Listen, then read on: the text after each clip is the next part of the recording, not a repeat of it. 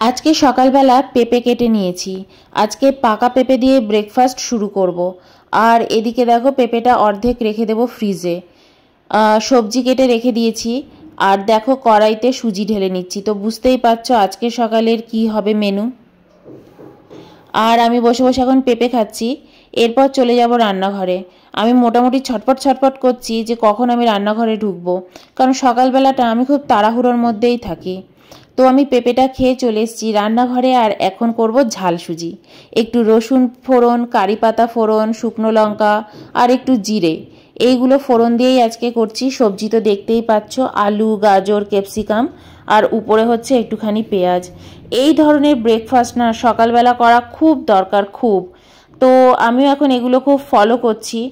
আর আমি রেগুলার এখন চেষ্টা করছি সকালবেলা যেন একটা হেলদি ব্রেকফাস্ট আমরা করি, যেমন পোহা বলো, এরকম উপমা বলো। আর আমি এবার থেকে চেষ্টা করব সাবুটাকেও রাখার। সাবুর পোলাও সকালবেলা খাওয়া ভীষণ দরকার। পোলাও বলতে পারো বা উপমা বলতে পারো। গুড মর্নিং ফ্রেন্ডস, এখন বাজে সকাল 9টা। 8:30 থেকে ব্লগটা স্টার্ট তো করে দিয়েছি, কিন্তু এখন 9টা বাজে। সকালবেলা উঠে তাড়াতাড়ি করে না আগে রান্নাঘরে গিয়ে মনে হয় আগে কাজগুলো করি, তো তখন একদমই ক্যামেরার সামনে আসা হয় না। তো যাই হোক, তোমাদেরকে গুড মর্নিংটা বলে দেওয়ার পরে না শান্তি যে হ্যাঁ আমি গুড মর্নিংটা বলে দিয়েছি। তো এবার চলো, সুজি রান্না হয়ে গেছে, দেখতেই পেলে সুজিটা আগে করে নিলাম। আর আজকেও পেঁপে খেয়েছি। আর এখন গিয়ে সুজিটা আমি খাবো। অয়নকে দিয়ে দিয়েছি অলরেডি খেতে। চলো দেখি ও কি বলে, কেমন হয়েছে। অয়নে ঠান্ডা লেগে গেছে।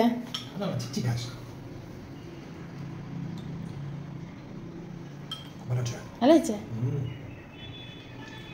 নুন টুন ঠিক আছে?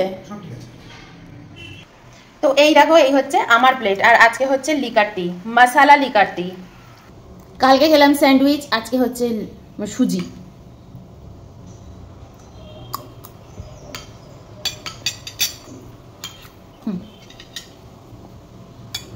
দারুণ হয়েছে।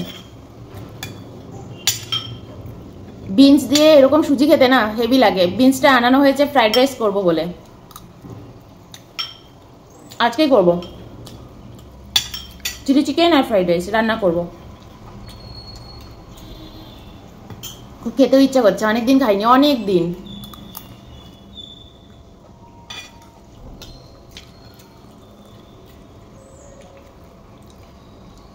সুজিটা এত ভালো লাগে খেতে না, আর শরীরের জন্য এত ভালো।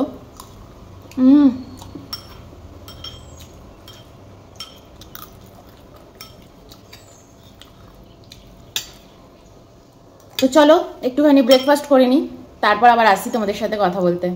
অয়ন চলে গেছে অফিসে, এখন বাজে ঠিক 10:30। তো আমি 10টার সময় তো অয়ন অফিসে যায়। আমি একটুখানি সামনের ঘরে বসছিলাম, বসে একটু টিভি দেখছিলাম। টিভি দেখতে দেখতে হঠাৎ করে মনে হলো যে না, এবার এডিটিংটা সেরে নিই। কারণ বিকেলে যে ব্লগটা পোস্ট হবে সেটার কোনো এডিটিংই আমি করিনি, তো ওটা ভাবছি এবার এডিট করবো বসে বসে। আর ওদিকে বাসমতি চালটাও ভিজিয়ে দিই, কারণ আজকে ফ্রাইড রাইস হবে। ফ্রাইড রাইস আর চিলি চিকেন। বোনলেস চিকেনও আনিয়ে রেখে দিয়েছি, মানে চিলি চিকেনের যে কিউবগুলো ওগুলোই আনিয়ে রাখা আছে। আজকে ওই ইচ্ছে হলো। এখন না আমাদের আর মাংস খেতে খুব একটা ইচ্ছেই করে না। অয়ন তো একদম খেতে চায় না, আমারও আর খেতে ভালো লাগে না। মাছটাই একটু খেতে ভালোবাসি, তাও রেগুলার আমি মাছ খাই না। আস্তে আস্তে আমি না মানে ভেজিটেরিয়ানই হয়ে যাচ্ছি, এটা আমি দেখতে পাচ্ছি। মানে ভেজের দিকেই আমার মানে ইয়ে চলে যাচ্ছে, ননভেজ আমার খেতে আর ইচ্ছে করে না। বাহ, বাইরে কি সুন্দর রোদ উঠেছে গো, দারুণ রোদ উঠেছে দেখো। কিন্তু রোদটা না থাকছে না, চলে যাচ্ছে। একটুখানি রোদটা উঠছে, তারপর চলে যাচ্ছে। তো চলো আগে চালটা ভিজিয়ে দিয়ে আসি, তারপর ক্যাপসিকাম, বিনস কালকে অনেক সমস্ত বাজার থেকে এনে দিয়েছে। আমার জন্য একটা ডাবও নিয়ে এসছে, ও নিজেও ডাব খায়, আমার জন্য ডাব নিয়ে এসছে। আর খুব জোর জবর আজকে সকালবেলা না আমি ওকে ডাবটা মানে বলেছিলাম তুমি খেয়ে নাও, তা বললো না তোমাকেই খেতে হবে, খেতেই হবে। জোর জবরদস্তি করতে থাকে। আমার ডাবের জল না খেতে খুব একটা মানে ভালো লাগে না, কিন্তু আমাদের শরীরের জন্য ডাব মানে খুবই ইম্পর্টেন্ট। সকালবেলায় ডাব খাওয়া ভালো, কিন্তু আমি একটু বেলাতেই ডাবটা খাবো। সকালবেলা দেখলে না পেঁপে টেপেগুলো খেয়েছি, তার জন্য তখন ডাব খাই না। তখন একসাথে এত কিছু হয় না, ডাবের জল খাও, পেঁপে খাও, তারপরে আবার তাড়াতাড়ি করে সুজি রান্না করো, আর একসাথে দুজনে বসে একটুখানি যদি ব্রেকফাস্ট না করি না ভাল লাগে বলো তো।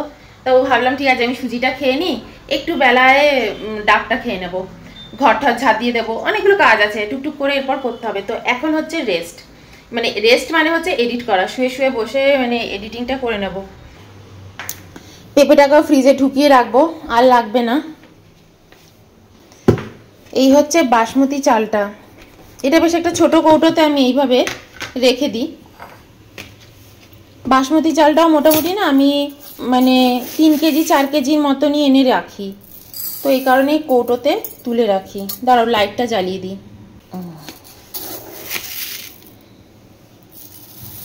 তো এই দেখো চাল ভিজিয়ে দিয়েছি, 3 বার ধুয়েও নিয়েছি। তো এবার এটা ভেজানো থাকবে। আমি না রেগুলার কিন্তু চাল মোটামুটি 30 মিনিটের মতন ভিজিয়েই রাখি, মিনিমাম, ম্যাক্সিমাম 40-45 মিনিট তো হয়েই যায়। তো যাই হোক, এখন চালটা ভেজানো থাক। চালটা ভিজিয়ে রেখে দিয়ে এসেছি, এবার বসে বসে এডিট তো করবই, তার সাথে সাথে এই যে ঘুরতে যাচ্ছি, তো তার জন্য কি কি ড্রেস নেব সেগুলো মোটামুটি এখন ভেবে চিনতে সমস্ত কিছু বের করে রাখবো, কারণ এক এক করে যাওয়ার দিন এগিয়েই আসছে।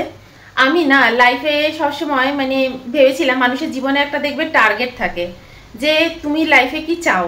কিছু কিছু মানুষ দেখবে, কিছু কিছু না বেশিরভাগ মানুষই দেখবে জীবনে মানে এটা চায় ওটা চায়, জীবনটাকে চায় যে আমি পরিপূর্ণ করব, এইভাবে এইভাবে রাখবো, এটা এটা অ্যাচিভ করব। আমি না লাইফে চিরকাল বরাবর, মানে আমি যখন বিয়ে করিও নি, বিয়ের আগে আমি অয়নকেও এই কথাটা খুব বলতাম, আমি লাইফে একটা জিনিস খুব ফলো করব, সেটা হচ্ছে আমি যেন সবসময় খুব হ্যাপি থাকতে পারি, পুরো লাইফে যেন হ্যাপি থাকতে পারি।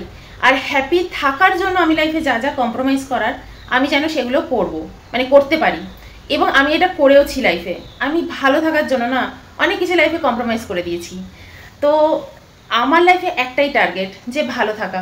বিয়ের পর পর আমরা যখন মানে পন্ডিচেরিতে যাই, বিয়ের পর পর আমরা নিজেরা নিজেরা আলোচনা করতাম যে আমরা না এবার শুধু ঘুরে বেড়াবো, মানে বিভিন্ন জায়গায় ঘুরে বেড়াবো। আমরা ঘুরবো ফিরবো বেড়াবো, নিজেদেরকে কোনো কিছুর মধ্যে বাঁধবো না, বেঁধে রাখবো না। আমি আর অয়ন দুজনেই কিন্তু বিয়ে করতে চাইনি, বাঁধতে চাইনি নিজেদেরকে। অয়নও রামকৃষ্ণ মিশনে চলে গিয়েছিল, একটু শুয়ে নিলাম, কারণ এইভাবে ওইভাবে হাতে ফোনটা রেখে ঠিক কথা বলা যাচ্ছে না। তো আজকে যখন এই কথাগুলো খুব মনের মধ্যে হচ্ছে, তার জন্যই তোমাদের সাথে শেয়ার করছি। আমি কিন্তু পান খেয়েছি, ঠিক আছে, যেন দাঁতটাও একটু লাল লাল লাগছে আর জিভটাও লাল হয়ে রয়েছে।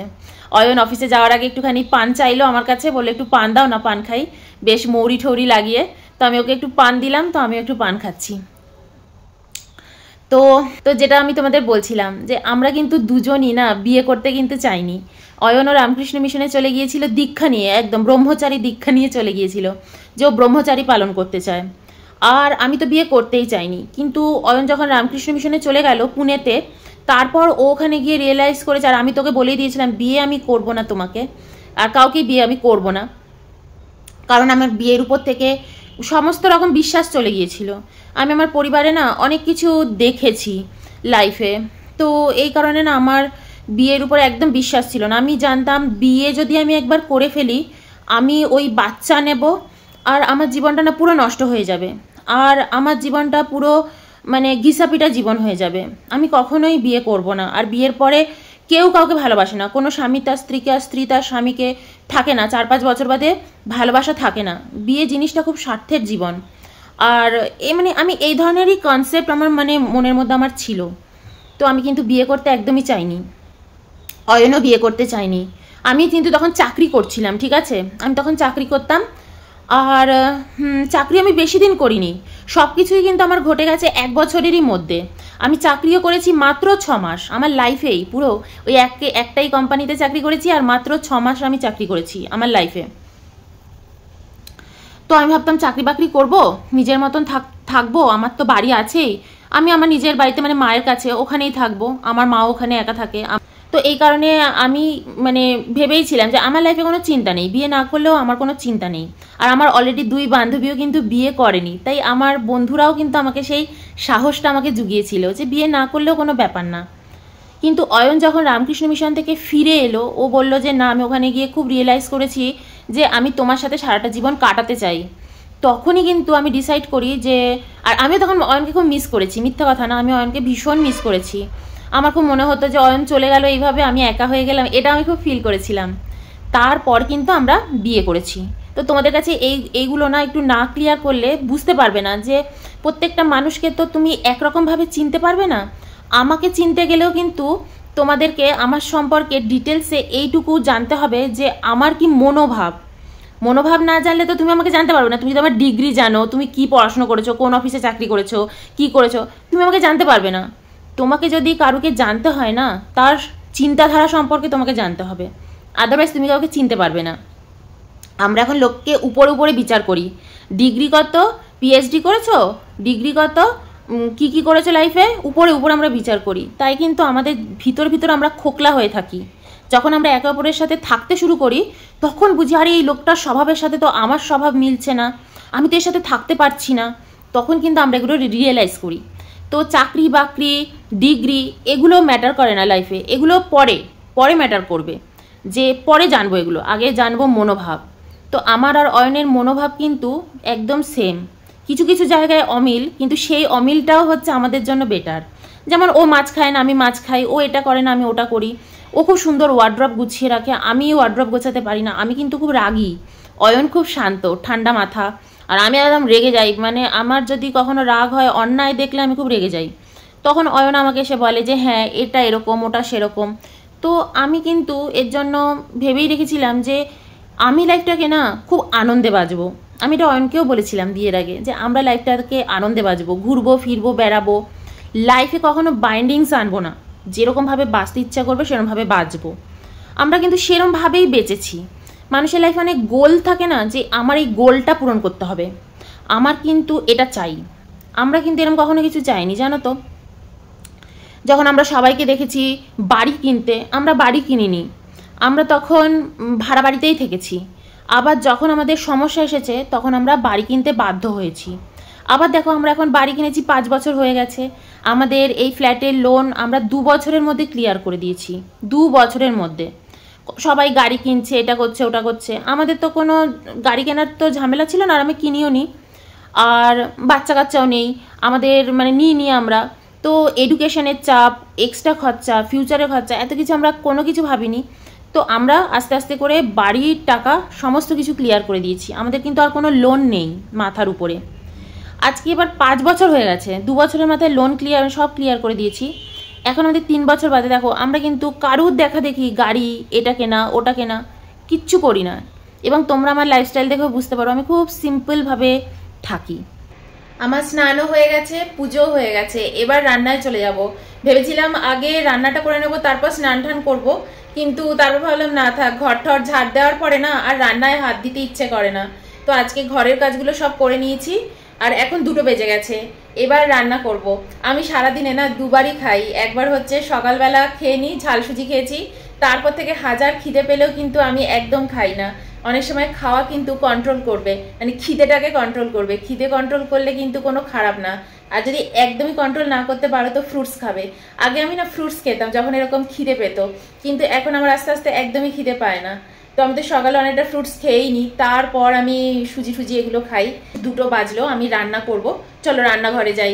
আমি চিলি চিকেনের জন্য চিকেনটাকে ম্যারিনেট সমস্ত কিছু করে রেখে গেছি স্নান করার আগে। তো দেখো চলে এসেছি রান্নাঘরে, আর দেখতেই পাচ্ছ আজকে বললামও ফ্রাইড রাইস করব, আর তার সাথে চিলি চিকেন করব।